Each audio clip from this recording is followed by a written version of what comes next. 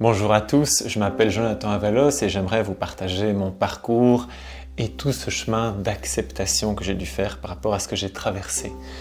Et comment cette acceptation a en fait transformé ma vie. Car en acceptant ce que l'on peut considérer comme négatif, en acceptant ce que l'on peut considérer comme sombre, comme difficile, c'est là où on s'ouvre également à la beauté qu'il y a derrière, à la qualité derrière la difficulté. En acceptant la nuit, on accepte de voir ces magnifiques étoiles qui brillent seulement durant la nuit. Donc moi, qu'est-ce qui s'est passé de particulier? C'est quoi ce chemin d'acceptation, de transformation de moi-même? À 18 ans, juste à l'aube de l'âge adulte, j'ai commencé à perdre ma vision, qui diminuait très légèrement. On ne savait pas ce que j'avais, et d'ailleurs, au début, on ne me croyait pas, on pensait que je faisais semblant, ou que sais-je. Quand je dis on, c'est les ophtalmologues. Et fatalement, comme on ne savait pas ce que j'avais, on m'a emmené à l'hôpital, et là, on m'a donné un antibiotique par intraveineuse, à la première nuit, et le lendemain, je me suis retrouvé malvoyant. Il me restait que quelques petits pourcentages de vision.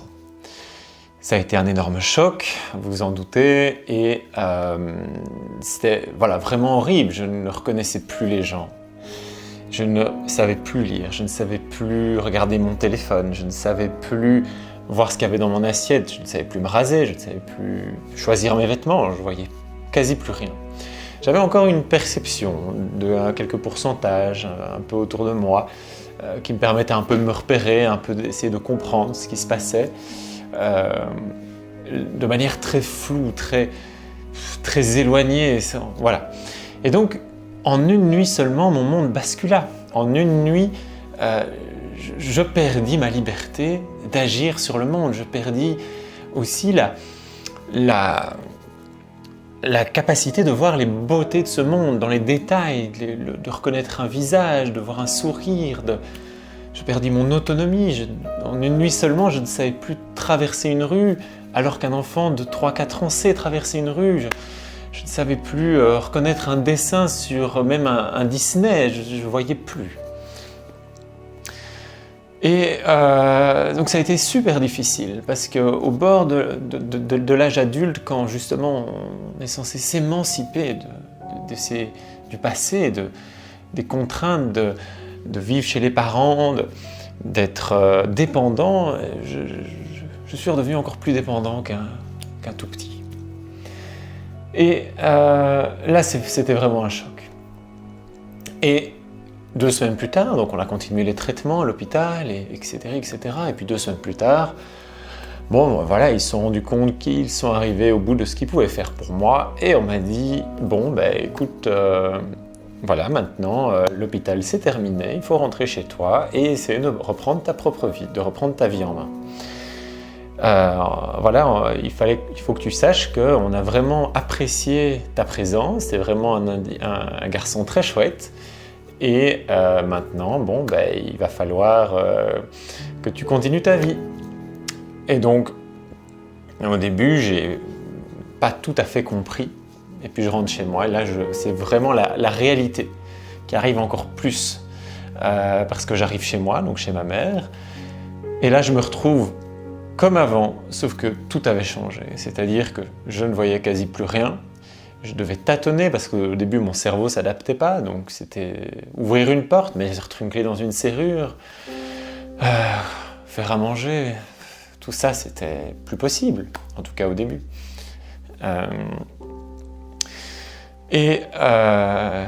C'était trop dur. Comment vivre dans un monde qui est resté le même alors que moi, je n'étais plus du tout le même, j'étais plus adapté. J'étais comme, j'avais un caillou, un fameux caillou dans ma chaussure, je ne pouvais plus continuer. Donc je m'étais inscrit en médecine de base à l'université, parce que ça m'intéressait. Donc bien sûr, j'ai dû arrêter mes études. Et donc je me retrouve là, à rien faire, chez moi. Et en pleine crise, aucun suivi, rien. Donc c'était très dur. Et je n'acceptais pas ce qui m'était arrivé. C'était trop dur. Chaque nuit, je rêvais du fait que j'allais revoir. En plus, c'était trop brutal. Du jour au lendemain, il y a toute une partie de ma liberté qui s'échappe, qui s'évapore. Donc, c'était pas possible d'accepter. Et comme j'avais quand même une capacité à percevoir grossièrement mon environnement, j'arrivais à faire parfois semblant de rien, mais avec des grosses erreurs. Donc, c'est-à-dire que ça m'est déjà arrivé d'être dans un train, de m'approcher de la porte pour sortir, donc dans un train qui roule, donc de m'approcher de la porte quand le train arrive à la gare. Je ne vois pas où est le bouton et je n'osais pas m'approcher, de coller mon visage contre le mur pour essayer de trouver le bouton pour ouvrir la porte. Mais je laisse le train filer, je fais semblant de rien. Et tant pis, je rate mon arrêt. Tellement que j'avais honte. J'avais tellement honte, je n'acceptais pas et je ne voulais pas que les gens me voient là-dedans. Je ne voulais pas que les gens me voient dans ces situations, dans cette faiblesse. Je ne supportais pas ça. Et j'en avais une telle honte que je ne pouvais pas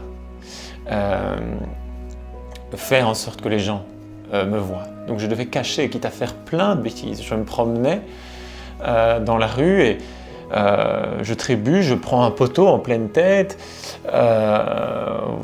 Qu'est-ce que je dis? J'ai trop bu la veille, je suis saoul, vous inquiétez pas, ça va.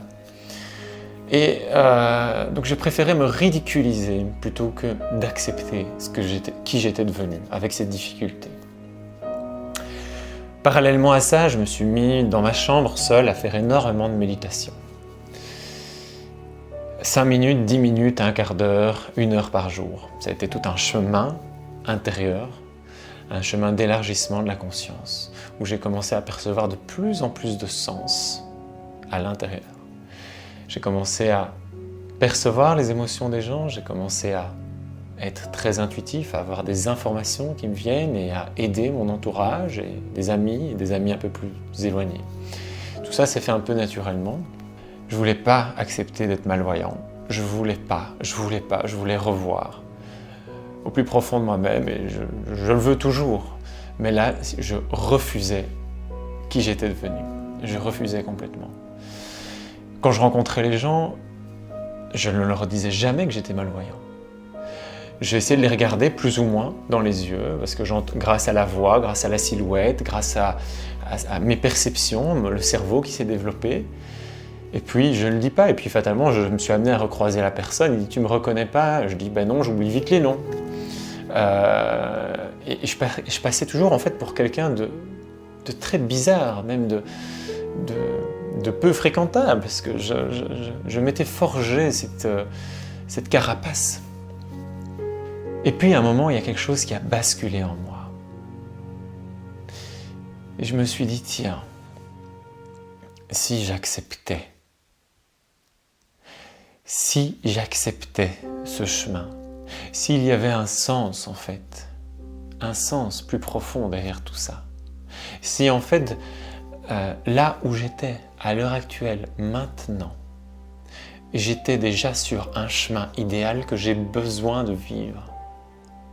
Et peut-être qu'à chaque fois je veux aller à gauche, alors qu'il suffit juste de continuer tout droit. À gauche, alors qu'à gauche, tout est fermé et que je m'acharne derrière un mur de béton, alors qu'il s'agit peut-être juste de continuer ce chemin et que ce chemin en fait me convient parfaitement si j'accepte. J'accepte simplement de lâcher prise par rapport à ça, à accepter de dire aux gens que je vois mal, à accepter de regarder mon téléphone comme ça, en étant agrandi, juste devant moi, à accepter de demander de l'aide, à accepter qu'est-ce qui se passerait. C'est alors que tout s'est transformé pour moi. Tout s'est transformé.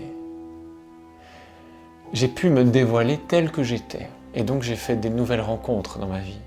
Parce que je me suis dévoilé de manière plus authentique. Les gens m'ont perçu différemment. Il y a eu des nouvelles idées, des nouveaux choix qui se sont faits. Et j'ai eu cet élan d'aller davantage me lancer, à animer des groupes de méditation, à me former plus profondément dans tout ce qui est plus élargissement de la conscience, méditation, thérapie alternative, etc., etc. À partager également tout ce que j'avais déjà moi vécu, à partager cet élargissement de la conscience, à partager de manière thérapeutique, d'abord au niveau des proches, et puis, voilà, de manière encore plus élargie à des personnes moins proches, et de manière professionnelle, à diverses personnes. J'ai commencé dans cette roue-là de me dévoiler en permettant aux autres de profiter de qui j'étais devenu, de profiter de ma perception fine et intuitive de ces mondes intérieurs, des étoiles des mondes intérieurs. Car au plus j'acceptais qui j'étais, au plus je pouvais aussi en faire rayonner les fruits. Et là, tout s'est vraiment transformé. Ma vie a changé.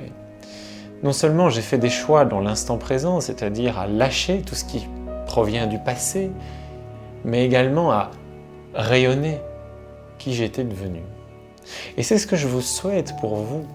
C'est ce que je vous conseille profondément de faire également, c'est d'oser incarner qui vous êtes, avec votre sensibilité, avec vos choix, avec le sens qui se trouve dans votre cœur, dans vos émotions, dans votre cœur, ce qu'il y a à l'intérieur de vous.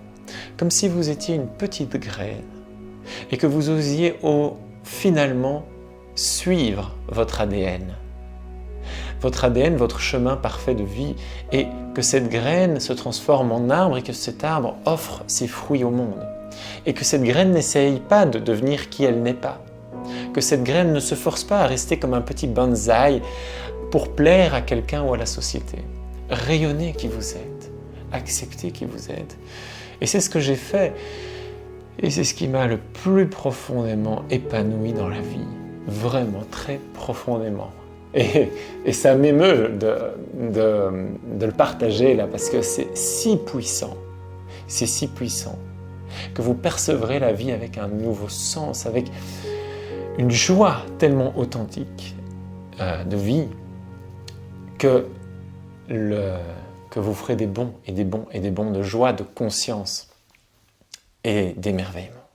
Voilà, c'est ce que je voulais partager et c'est ce que je vous souhaite aussi pour vous de découvrir à l'intérieur de vous-même. Je vous remercie de m'avoir écouté. C'était une vidéo très personnelle et j'espère vous servira aussi pour vous. Merci et au revoir. Salut!